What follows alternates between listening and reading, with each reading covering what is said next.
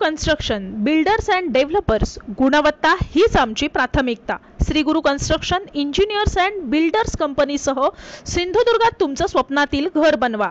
सिंधुदुर्ग आणि गोव्यातील बांधकाम क्षेत्राचा 23 वर्ष प्रगल्भ अनुभव असलेली labour work, machinery centring, plastering, tiling, plumbing work करणारी पहिली एकमेव कंपनी। अनुभवी सिव्हिल इंजिनियर आणि कॉन्ट्रॅक्टर शोधण्याचं एकमेव योग्य ठिकाण। घर, बंगलो आणि अपार्टमेंट पर्यंत आधुनिक आणि उच्च दर्जाचं बांधकाम तज्ञ म्हणून गेली 23 वर्ष काम करणारी कंपनी। स्वप्नातील घर आणि रिनोव्हेशन प्रोजेक्टच्या सल्लामसलतीसाठी आजच संपर्क करा। श्री गुरु कन्स्ट्रक्शन इंजिनियर दिलीप अनंत रावले, मोबाईल 83 799 84 999। आमची वैशिष्ट्य, गुणवत्ता हीच आमची प्राथमिकता। सिंधुदुर्गात पहिल्यांदा स्विमिंग पूल सर्व्हिस उपलब्ध। प्रत्येक प्रकल्पासोबत तज्ञ सिव्हिल इंजिनियर, गुणवत्तेशी तडजोड न करता सर्वोत्तम काम, संपूर्ण पारदर्शकता, एका छताखाली सर्व सेवा, बिल्डिंग मटेरियल उपलब्ध। अपेक्षेप्रमाणे विरोधकांची आणि इंडी ब्लॉकच्या नेते मंडळींची रडारड सुरू झालेली आहे। संजय राजाराम राऊतला निवडणूक आयोग हा भारतीय जनता पक्षाचा एक्सटेंडेड हात हे आता 2024 ला आठवलं। 2014 आणि 2019 ला जेव्हा उद्धव ठाकरे हे एनडीए मध्ये होते तेव्हा त्यांना कुठेच वाटलं नाही की निवडणूक आयोग हे भाजपचा एक्सटेंडेड हात आहे किंवा भाजपला मदत करते। आता जेव्हा विरोधकांच्या खांद्याला खांदा बसून रडण्याची वेळ आली, उद्या पराभव निश्चित झालेला आहे, त्यामुळे लगेच मग शेवड्या मुलांसारखी ही रडारड सुरू करायची। आदरणीय मोदी साहेब हे काय 2024 ला ध्यान करण्यासाठी बसले नव्हते। 2019 ला पण केदारनाथकडे जाऊन त्यांनी ध्यान केलेला। मग तेव्हा उद्धव ठाकरे, संजय राजाराम राऊतनी त्याच्यावर आक्षेप का घेतला नाही? का वाटलं नाही का हा निवडणुकीच्या आचारसंहितेचा भंग आहे? कारण का तेव्हा मोदी साहेबांच्या आशीर्वादामुळे तुमचे 18 निवडून येत होते, खासदार निवडून येत होते। मोदींचा फोटो लावून तुम्ही 18 खासदार मिरवत बसत होता आणि आता जेव्हा खासदार निवडून कसे आणायचे ह्याचे जसे प्रॉब्लेम झाले आहेत, वांदे झाले आहेत, तेव्हा म्हणून ही मोदी साहेबांच्या प्रत्येक गोष्टीवर आढावा सुरू करायची। पण मी संजय राजाराम राऊतला सांगेन, इंडी अलायन्सच्या, इंडी ब्लॉकच्या लोकांबरोबर तरी तू आणि तुझा मालक प्रामाणिक आहे का? तुम्ही कुठल्या तोंडाने मोदी साहेब आणि भारतीय जनता पक्षाच्या लोकांवर टीका करताय? आणि तुम्ही जास्त अगर टीका करत बसाल तर मग लंडनमध्ये उद्धव ठाकरे, संजय राजाराम राऊतची एनडीए मध्ये येण्याच्या दृष्टिकोनातून कुठली बैठक झाली, कोणाबरोबर झाली, कुठल्या अटी शर्तीवर निर्णय चर्चा झाली, कोणी बिनशर्त पाठिंबा, मग उद्धवजींनी मला एनडीए मध्ये घ्या, मी बिनशर्त तुमच्या बरोबर येतो, असं कुठल्या हॉटेलमध्ये बसून सांगितलं? तुम्ही अगर जास्तच मोदी साहेबांवर आणि अमित शाह साहेब आणि अन्य लोकांवर टीका करत बसाल तर मग आम्हाला सीसीटीव्ही फुटेज त्या हॉटेलचे जाहीर करायला लागेल, फोटो जाहीर करायला लागेल की एका बाजूनी एनडीए मध्ये येण्यासाठी तडफडायचं, हातापाय जोडायचं, आम्हाला आम्हाला उद्या कसंही एनडीए मध्ये घ्या, आम्हाला काय ह्या काँग्रेस आणि इंडी ब्लॉकच्या लोकांबरोबर राहायचं नाही असं त्या लंडनच्या बैठकीमध्ये सांगायचं आणि मग इंडियामध्ये येऊन नाक रगडायचं, मोदीजींवर टीका करायची. सांगलीच्या जागेचं निमित्त शोधून जिथे आमचे संजय काका निवडून येणारच आहेत, पण त्या जागेचं निमित्त शोधून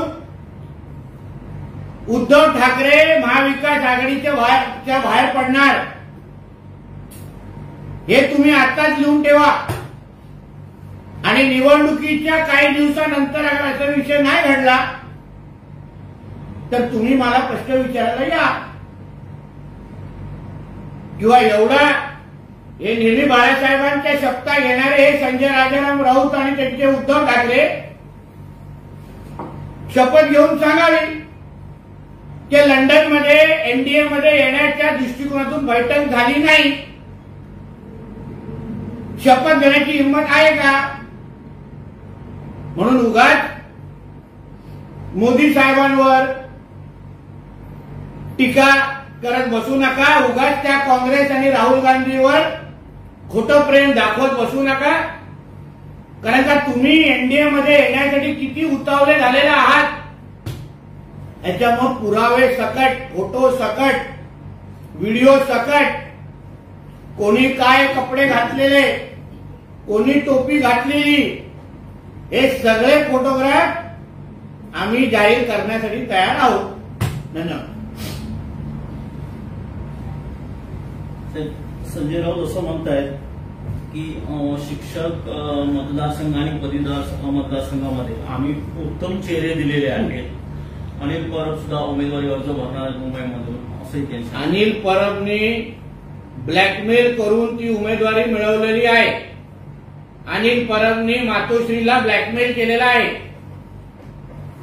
आणि अनिल परबची उमेदवारी जाहीर झाल्यानंतर वरुण सरदेसाईंनी त्या दिवसापासून मातोश्रीमध्ये पाऊल पण ठेवलेलं नाही.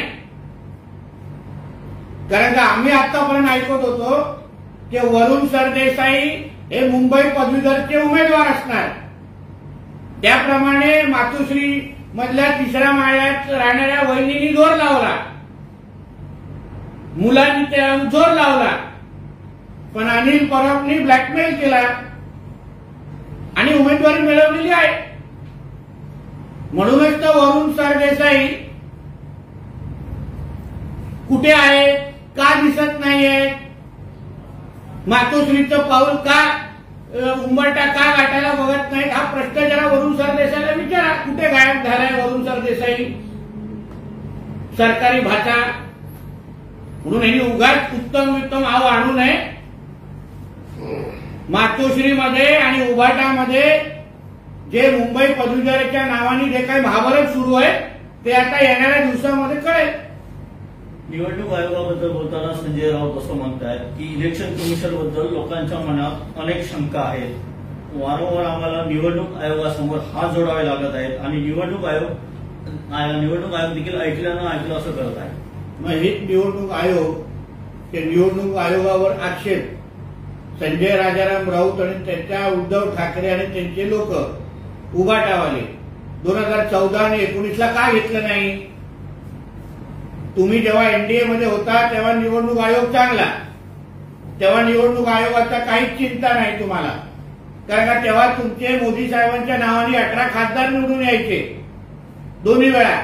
आता जेव्हा विरोधात गेला तेव्हा शेवड्या मुलांसारखं त्या काँग्रेस बरोबर बसून रडत बसतायत. कारण का माहिती आहे की पराभव उद्या अटळ आहे म्हणून काहीतरी कोणावर तरी खापर फोडायला लागेल. उद्धव ठाकरे नाकारताय, उद्धव ठाकरेमध्ये क्षमता नाहीये. हे जे काही संजय राजाराम राऊत खासगीत बोलतो ते त्यांनी जाहीर बोलून दाखवावं. संजय राऊत असं म्हणतात की देशाचे गृहमंत्री 150 कलेक्टर आणि टीएमसीना निर्देश देत आहेत. हे कोड ऑफ कंडक्टचं उल्लंघन आहे. एक्झिट पोलच्या माध्यमातून लोकांच्या मनावर प्रेशर केलं जातं. हे देखील कोड ऑफ कंडक्टचं उल्लंघन आहे. भाजपच्या एका शाखाप्रमाणे निवडणूक आयोग काम करते. बरोबर आहे. आता मला माहित नव्हतं की यांनी सामनाच्या कार्यकारी संपादकाचं पद सोडलंय आणि गृह मंत्रालयामध्ये हा चहा पाजायला जातो सगळीकडे तिकडे की हाऊसकीपिंगची नोकरी आता संजय राजाराम राऊतनी चालू केली आहे वाटतं गृह मंत्रालयामध्ये. म्हणून त्याला माहिती आहे की बाबा आमचे अमित शाह कोणाला फोन करतात, किती लोकांना फोन करतात. आणि निवडणूक आयोग ही भाजपची शाखा आहे. हे 2024ला कसं कळलं, 2014 आणि 19ला तुम्हाला का कळलं नाही? कारण का तुम्ही लाभार्थी होता म्हणून? राज्यामध्ये आज एक अशीही कालपासून चर्चा आहे की पडद्यामागे ठाकरे आणि भाजप पुन्हा एकदा एकत्र येतील का? दीपक केसरकर यांनीही काही संकेत दिले. त्यांनी तर स्पष्टपणे असं सांगितलंय की निवडणुकीच्या आधी उद्धव ठाकरेंनी नरेंद्र मोदींची वेळ मागितली. आता मी लंडनचे पण दाखला दिला ना. म्हणजे निवडणुकीच्या काळात मोदी साहेबांवर टीका, मुसलमान मतांसाठी त्यांची भाषा बोलणं, दाढी कुरवळणं, आणि लंडनमध्ये जी काही बैठक झाली आणि जे दीपक केसरकरजी बोलताय, जे संजय शिरसाट बोलताय, जे मला वाटतं रवी राणा काल बोलले आहेत कुठेतरी, त्या गोष्टीला कुठे ना कुठेतरी हे सत्य आहे ना. उद्धव ठाकरेलाही माहिती आहे की नरेंद्र मोदी साहेबांशिवाय या देशामध्ये कोणाचंही दुसऱ्याचं नेतृत्व चालणार नाही. राहुल गांधी हा चपट्या पायाचा एक अपयशी माणूस आहे. त्याच्या नेतृत्वाखाली काही होणार नाही. अपयशच हाताला, हे उद्धव ठाकरेला परत एकदा कळून चुकलेलं आहे. म्हणून तो नाक रगडत आमच्या इथे दरवाज्यावर आलाय.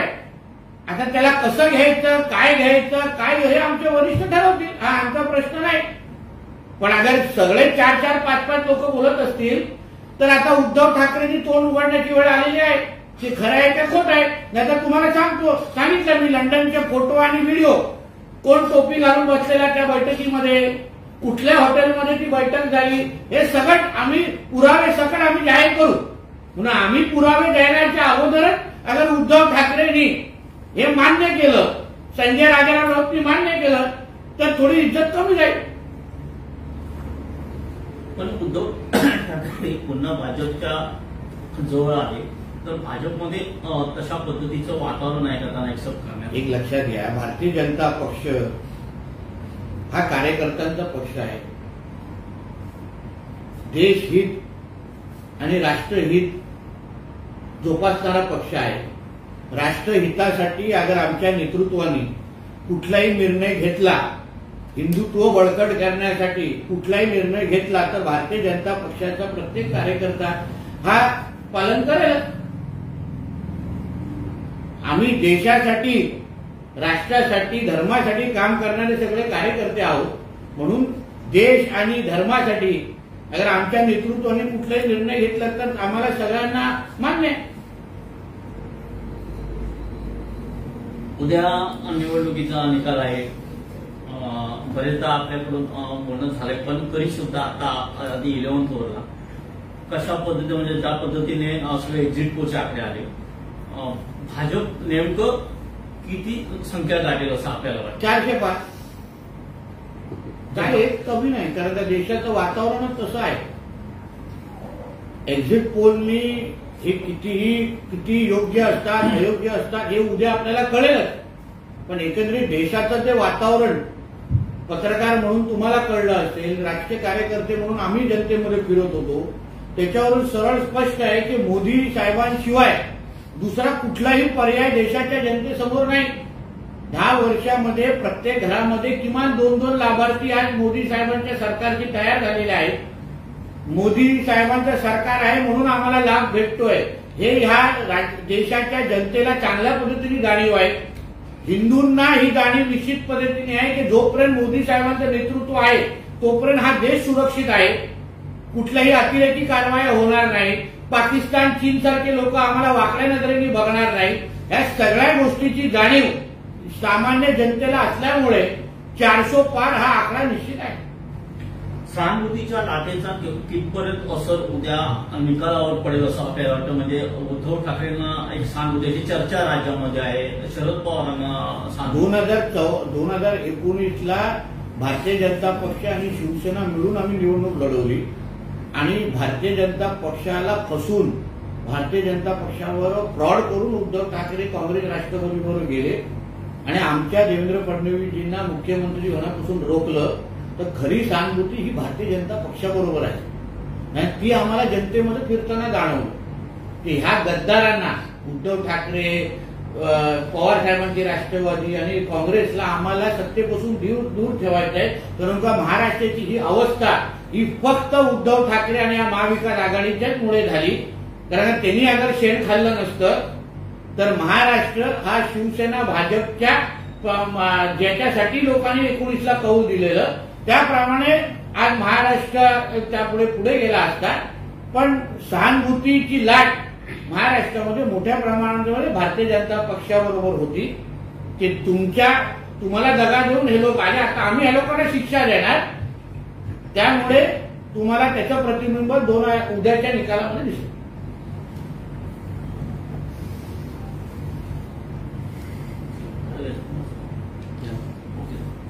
Okay.